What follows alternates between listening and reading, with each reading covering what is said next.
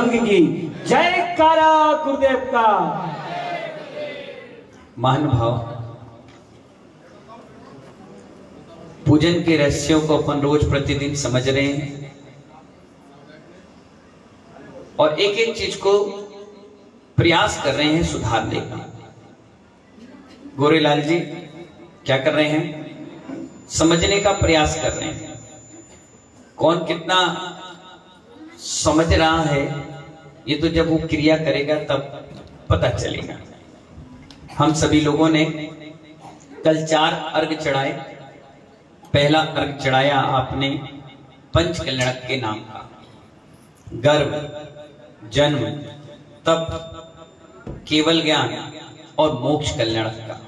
ये 4 अर्घ चढ़ा 5 अर्घ चढ़ाने के 4 अर्घ चढ़ाने के बाद आपका नंबर आ गया स्वस्ति पाठ का।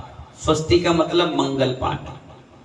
हिंदी में क्या कहते हैं उसको मनोज जी? एकांत मंगल। स्वस्ति यानी मंगल। आप स्वस्तिक बनाते हो ना, वो काय का प्रतीक होता है? मंगल का। चारों दिशाओं का मंगल ही मंगल हो, इसलिए उसमें 4 लेखाएं खींच के उसमें बिंदी बनाकर मंगल कहा गया है। क्या कहा गया उसको? तो यही स्वस्ति मंगल पाठ, यानी जो आप पूजा करें वो आपकी मंगल रहे। क्या रहे? अमंगल ना रहे। इसलिए अपन पूजा में स्वस्ति पाठ पढ़ते हैं। इसमें पढ़ते ना, श्रीमद जिनेन्द्र मबिबंद जगत्र ऐसाम स्याद्वाद नायक मनंत चतुष्टरिया श्री मूल संग सुदृसांग सुकृतेक हेतुर जिनेन्द्र यज्ञ विधि रेश मया विधाई। ये पाठ आप पढ़ते हैं। कितने लोग पढ़ते हैं रोज पूजा में? सभी लोग पढ़ते हैं। कैसे पढ़ते हो? तेजी से पढ़ते हो, भड़बड़ी में पढ़ते हो। जबकि मंगल ही भड़बड़ी में करोगे तो कहां से मंगल मंगल रहेगा? आराम से पढ़ना चाहिए, सुर से पढ़ना चाहिए, लय से पढ़ना चाहिए। क्योंकि हमारे यहाँ जितनी भी पूजा है ये बिना सुर ताल के बनी ही नहीं। सब में छंद है।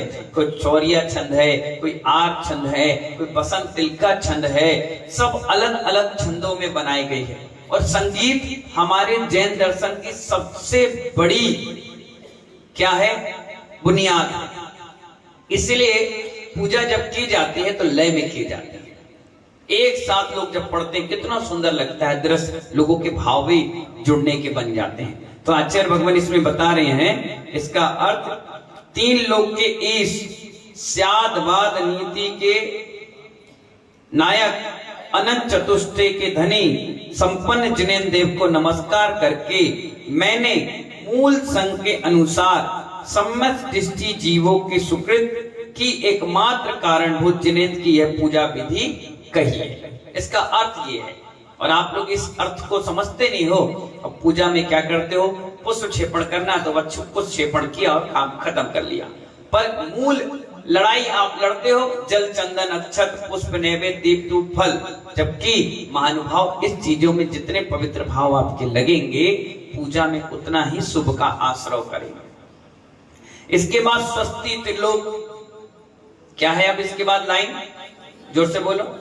स्वस्ति त्रिलोक गुरुवे जिन पुंगवाय स्वस्ति स्वभाव महिमोद सुसिद्धाय स्वस्ति प्रकाश सुजित दिग्मगाए स्वस्ति प्रसन्न ललिता उद्भय भवाय।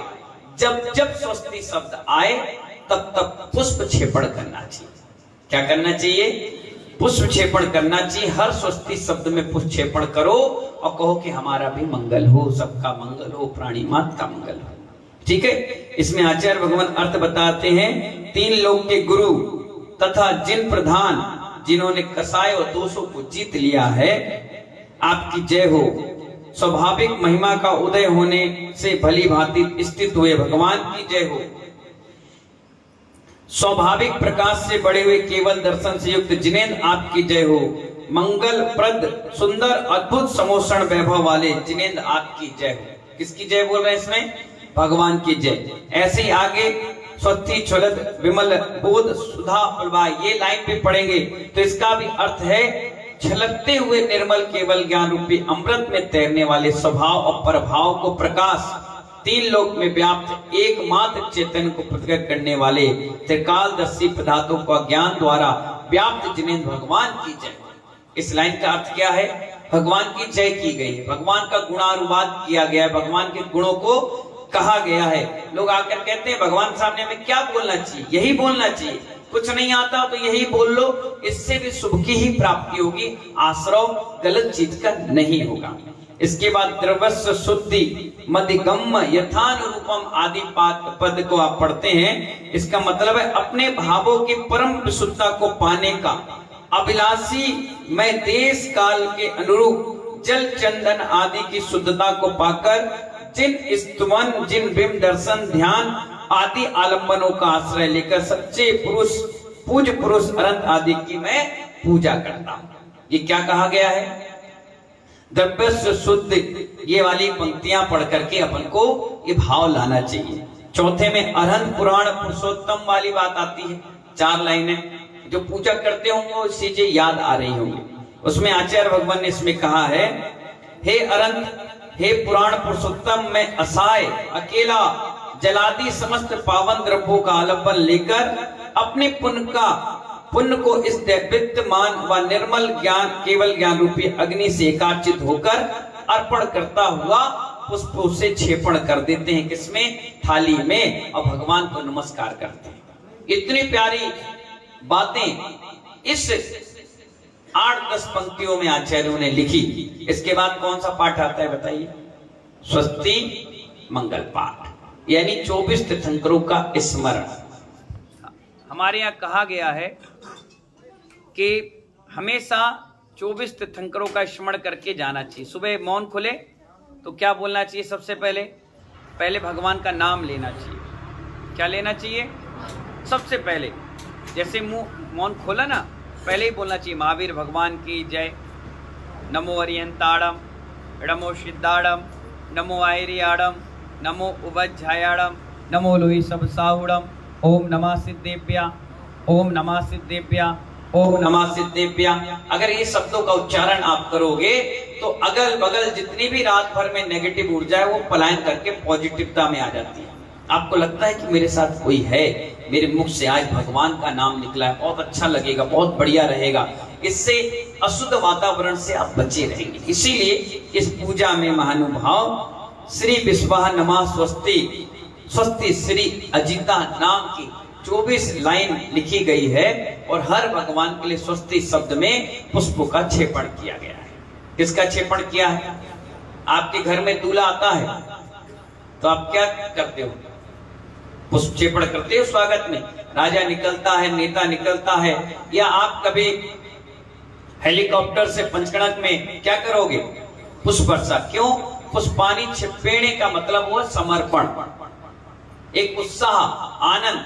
दूल्हा दुल्हन बरमाला होती तो आदमी क्या करता है? खुशी में पुष्प छेपण करता है, खुशी में। तो ऐसे खुश हो जाइए कि हम 24 तीर्थंकर के नाम के साथ साथ उनके ऊपर पुष्पांजलि छिपामी कर रहे हैं। इसका अर्थ है कि इस युग के प्रथम तीर्थंकर ऋषभदेव मंगल करें। कौन करें? ऋषभदेव मंगल करें, अजितनाथ मंगल करें, संभवनाथ मंगल करें, इत्यादि जो 24 तीर्थंकर हैं, नेमिनाथ, पार्श्वनाथ, महावीर भगवान, ये सब 24 तीर्थंकर हमारा मंगल करें। इस मंगल पाठ का ये अर्थ है, मंगल ही मंगल करें। आप देख लीजिए, सोच लीजिए, आपकी पूजा सिर्फ 5 मिनट की है, लेकिन 15 मिनट आपकी भूमिका बनाई गई है कि आपके भाव भगवान के पूजा में मन एकाग्र रहे और विचार आपके प्रभु भक्ति में लगे रहे। इसलिए क्या किया गया? जोड़ा गया, मोड़ा गया, भावना बनाई गई, किसी भी बहाने से आप जुड़े रहे।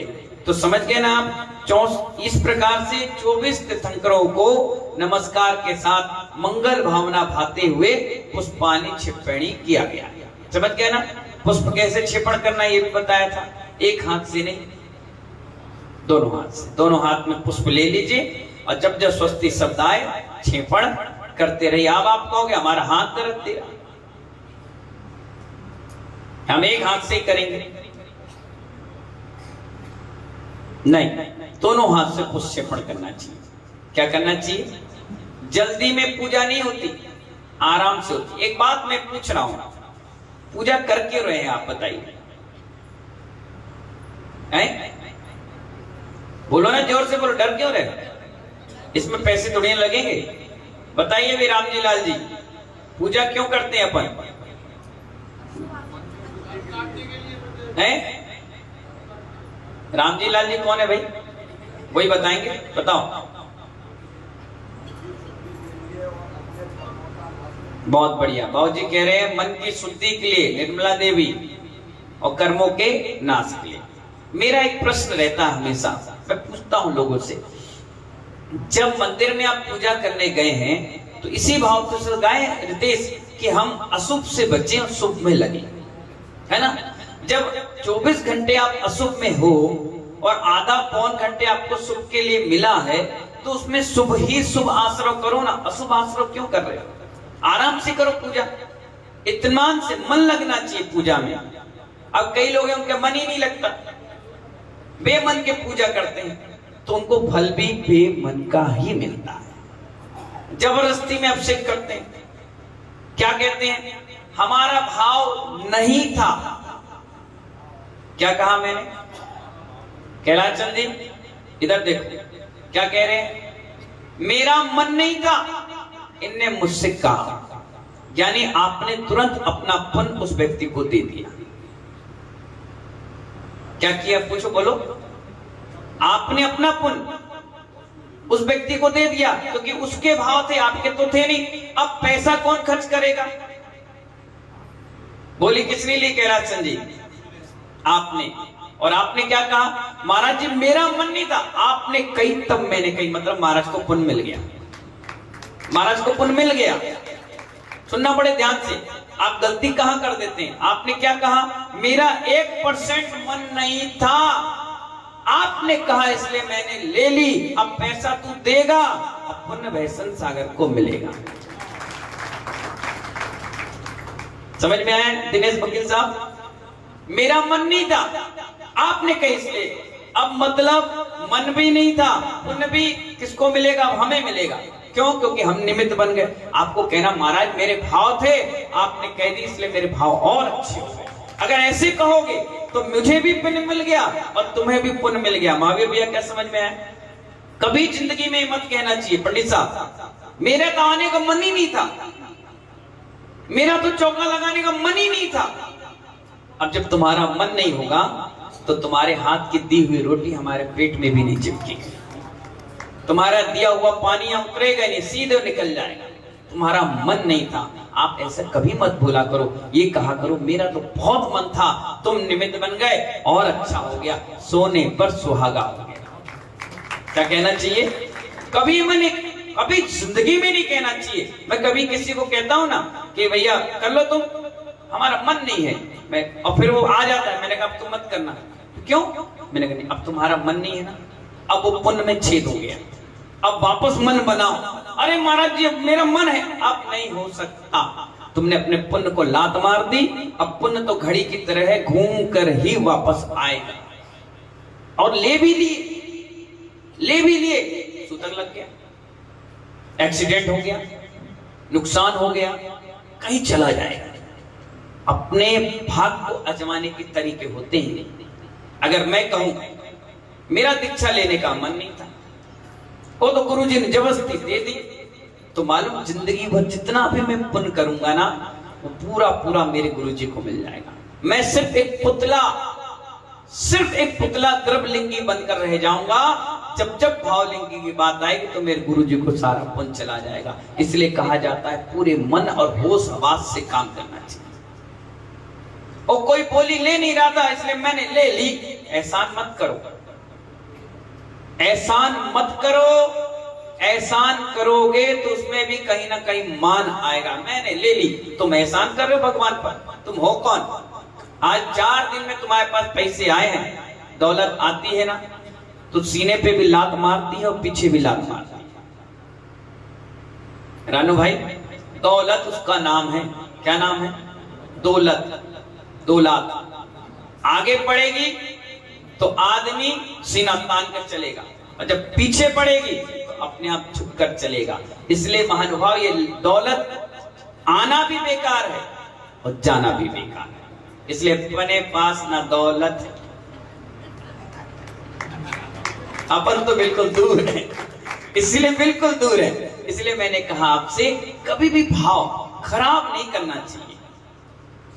क्या नहीं करना चाहिए? भाव नहीं खराब करना चाहिए। पैसे नहीं होना कोई दिक्कत नहीं, भाव तो है।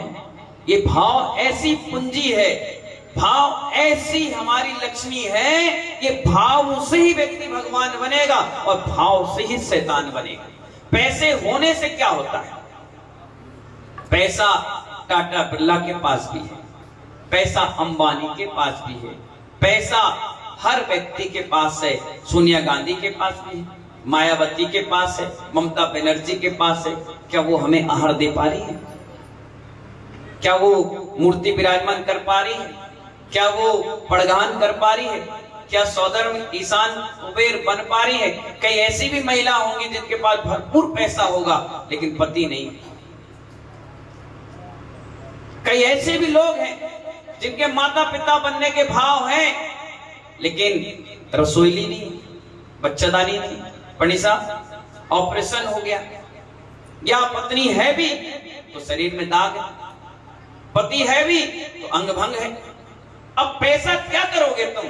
तुम्हारा पैसा पुण्य की चीजों में खर्च होने वाला नहीं। कहां खर्च होगा? कहां खर्च होगा?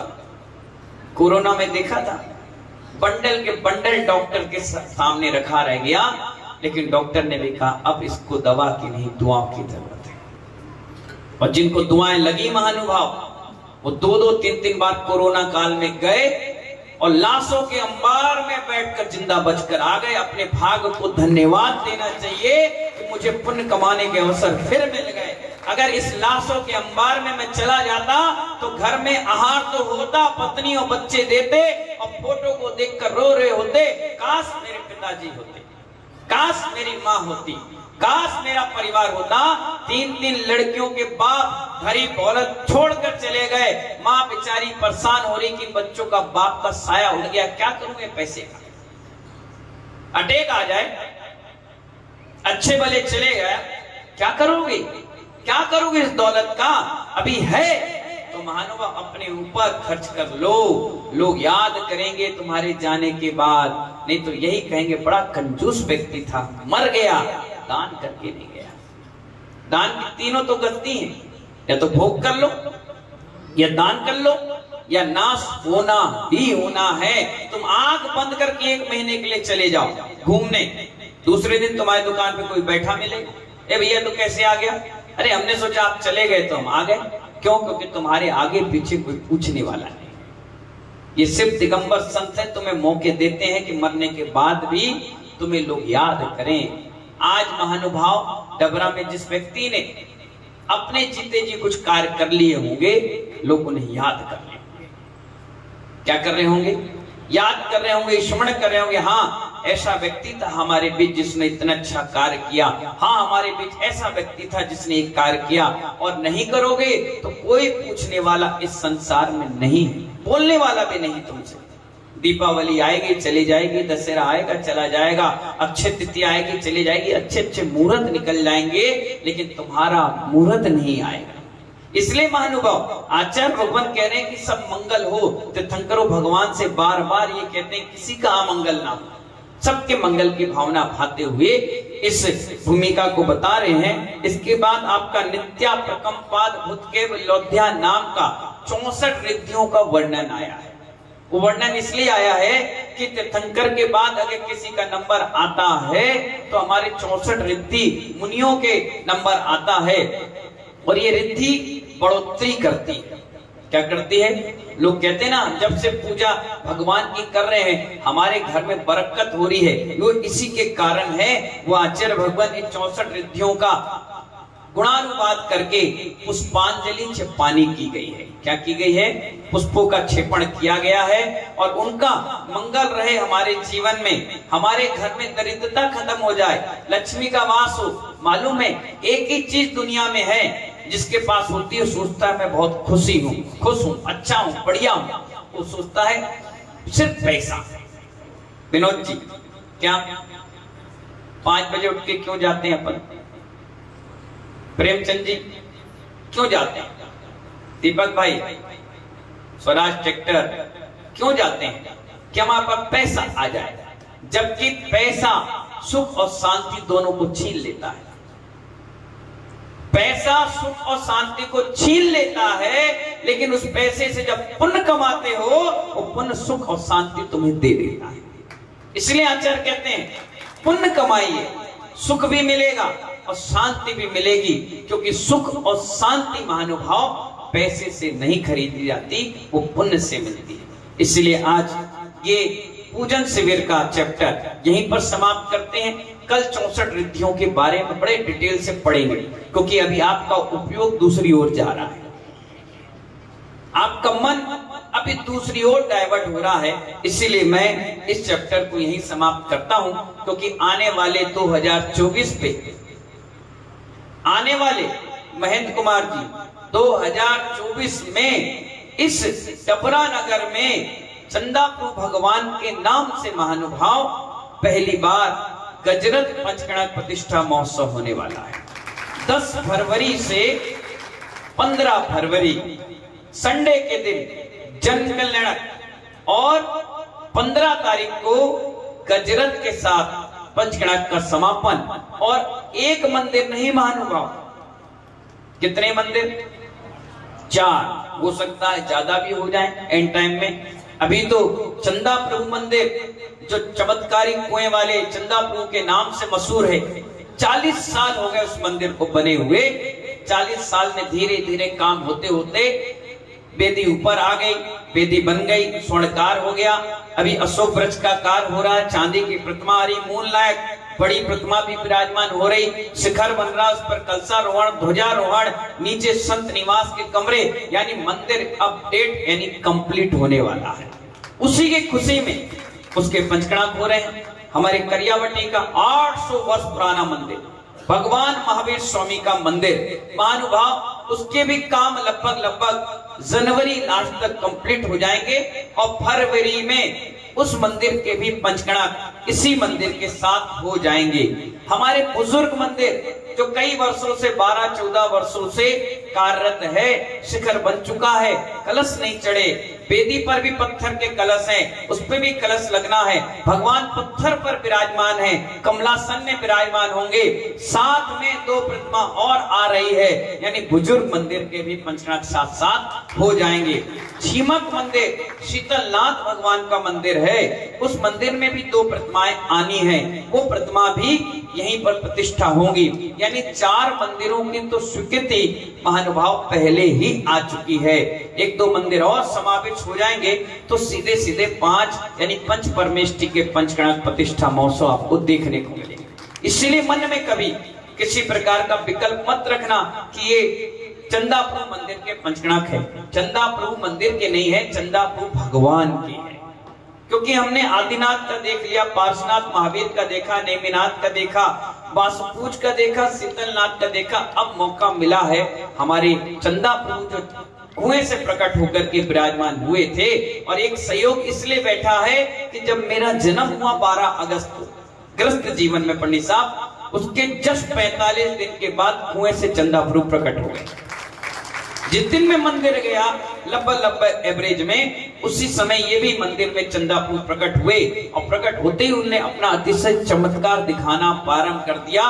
ये पूरी समाज इस डबरा के आसपास की जानती है कि जिस दिन रथ यात्रा नहीं लड़ाए, नहीं निकाल पाए, 4 बजे पानी पानी पानी पूरा मंदिर हो गया।